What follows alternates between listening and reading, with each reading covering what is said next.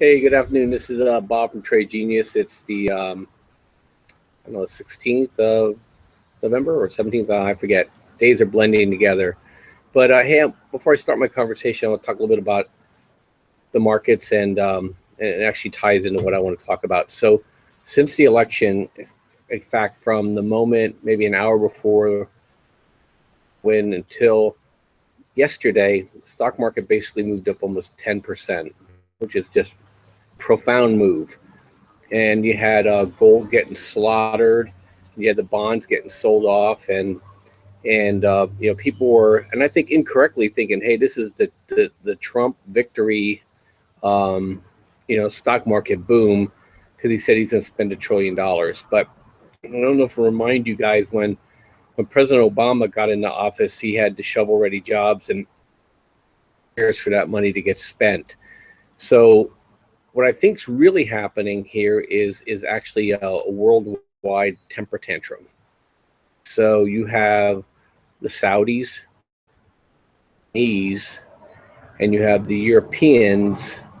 We'll talk about our people here in a second that are literally just livid that the status quo has ended. And I think it's since probably Eisenhower and Truman, since we had a real, I would say, somebody who's really impervious as our president.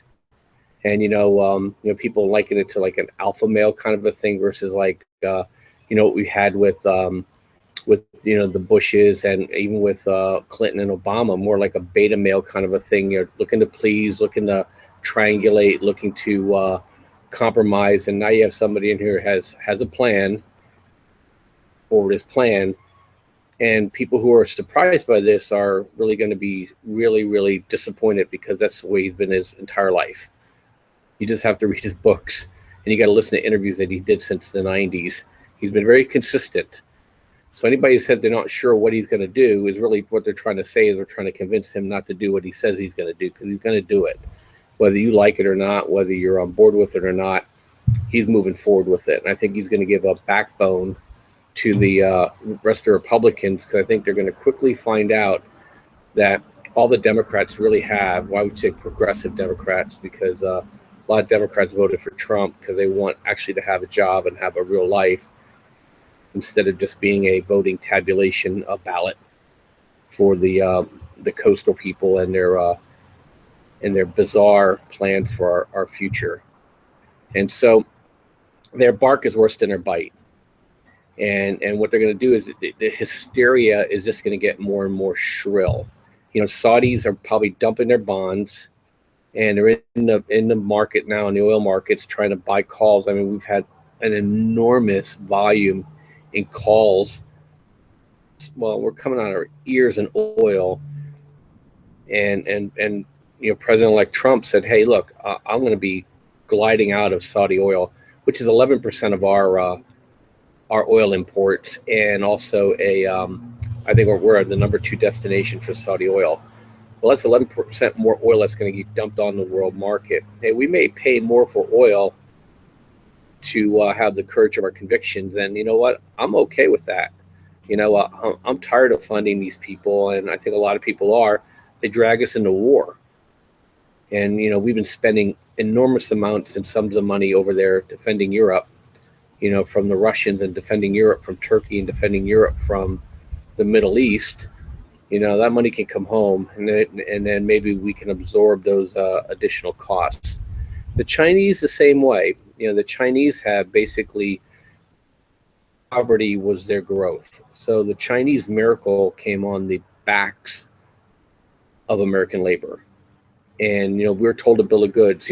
That's the thing. It just makes me scratch my head how people hate Trump for doing the same thing that Democrats traditionally, up until recently, have championed. He wants the jobs to stay here in America. He wants the American workers to work. He wants the Rust Belt to revitalize. He wants manufacturing back in the country. I mean, who's arguing with that? How can you be against that? But they are, and the Chinese know that they're up a creek without a paddle. To find out the only thing bad about China is they have nukes, but I don't know. Those people are they probably have self-preservation needs too, and I don't think they want to exchange with us. But they have a difficult time. They have to import their energy. They have to import their food. They're buying up all our soybeans right now. Amazing. The structure is a mess. The corruption is just profound, and it's a top-down economy, so people aren't invested in it. And so I think China is in a world of hurt here. And I read an article. It blew me away because I thought it'd be a lot worse than it is. Is that MIT did a study when somebody said, "Hey, bring the back to the U.S." They said if we disassembled it here, it's only 5% more, and if we assembled it and we had to bring the components up here, it's about 17% more. And you're talking 30, 40,000 jobs. So why can't that be subsidized by our government to bring that cost a little bit more in line? Drop that plant in Cleveland or in Detroit or in Youngstown or in Kansas City or Milwaukee, and employ these people, popping out welfare dollars for subsidies to the company to do that. On Twitter that I saw that said, "Hey, you want to repatriate your money on a really low tax rate? Bring your plants back to the U.S. and we'll do it." Great. These are some great ideas that'll put Americans back to work, and that'll raise our taxes, and it'll make our dollar even stronger, which will drive the cost down even more for us. But the Chinese don't like it at all. French are going crazy too, because the whole thing with climate change is really a way in which the U.S. gets handcuffed. I guarantee you, once we do a treaty, our laws and our jurisprudence is such that we're all held to that. The Europeans are very, very Machiavellian, and they'll find their way around every rule that they ever create for themselves. What will happen is the Chinese, the Indians, the Europeans will all, quote unquote, obey the law, but quote unquote, just go right around it.